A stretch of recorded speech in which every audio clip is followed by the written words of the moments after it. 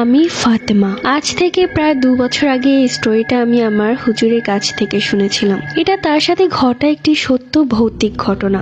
অবশ্যই এই ঘটনাটা শুনে আমারই গায়ের লোম দাঁড়িয়ে গিয়েছিল। সো বেশি কথা না বাড়িয়ে ঘটনা চলে যাচ্ছি। আমি তার মতো করেই বলার চেষ্টা করছি। আমি এনামুল।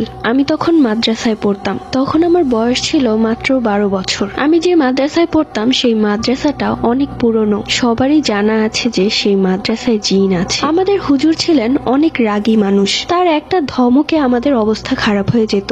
সবাই আমরা তাকে মেনে চলতাম। অবশ্য আগে আমি স্কুলে পড়তাম, কিন্তু হঠাৎ করে আমার মা মারা গেল আর বাবাকেও সবাই বলছিল আরেকটা বিয়ে করে ফেলতে। সবার কথায় বাবাও বিয়ে করে ফেললেন আর আমাকে মাদ্রাসায় ভর্তি করে দিলেন। মাদ্রাসায় আসার পর প্রথম দিকে 1 দিন 2 দিন পর পরই আমি বাড়িতে চলে যেতাম। বাবার জন্য কান্না করতাম, কিন্তু যখন দেখলাম বাবার আগের মতো নেই তখন থেকে ঠিক করলাম মাদ্রাসাতেই থাকবো, আর বাড়িতে যাব না। এমনিতে মাসে 1বার কি 2বার বাবা এসে দেখা করে যেতেন। আমাদের করা নিষেধ ছিল, রাতের বেলা একা একা বাথরুমে যাওয়া যাবে না। যদি যেতে হয় তাহলে সাথে করে কাউকে নিয়ে যেতে হবে। মাদ্রাসাতে আমার একটা বন্ধু ছিল, তার নাম ওয়াহিদ। অবশ্য ও সেই দিন ওর বাড়িতে চলে গিয়েছিল আর কোনো একটা কারণে আসেনি। ওয়াহিদ ছাড়া আমি কারোর সাথে ওরকম একটা কথা বলতাম না। তো রাত 12:30টার দিকে আমার বাথরুমে যাওয়ার প্রয়োজন হয়, কিন্তু আমি কাকে ডাক দিব? সবাই ঘুমাচ্ছে।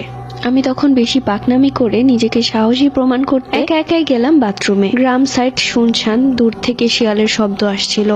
প্রথম আমার একটু ভয় করছিল, কিন্তু পরে আমি ভাবলাম এত ভয় পেয়ে কি হবে, বরং ভয়কে প্রশ্রয় দিলে আমি সামনে এগুতেই পারবো না। তো যাই হোক, আমি কোনো রকমে মাদ্রাসা থেকে বের হই। কিছু দূর হাঁটার পর একটা পাকা বাথরুম। এরপর আমি লাইট অন করে বাথরুমে যাই। এরপর বাথরুম থেকে আসার পথে আমি যখন মাদ্রাসার গেটে ঢুকবো, আমাদের মাদ্রাসার পাশেই একটা চাপকল আছে। আমি তখন দেখলাম যে আমাদের হুজুর সেই চাপকলে পানি চাপাচ্ছে আর আমার দিকে তাকিয়ে হাসছে আর হাত বাড়িয়ে আমাকে ডাকছে। প্রথমেই বলেছি আমাদের হুজুর অনেক বেশি রাগী।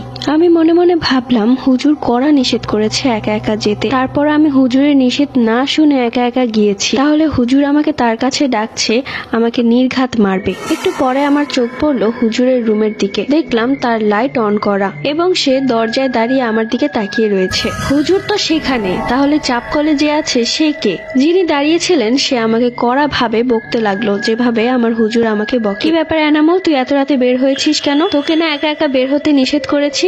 আমি সঙ্গে সঙ্গে মাথা ঘুরিয়ে চাপকলের দিকে তাকালাম।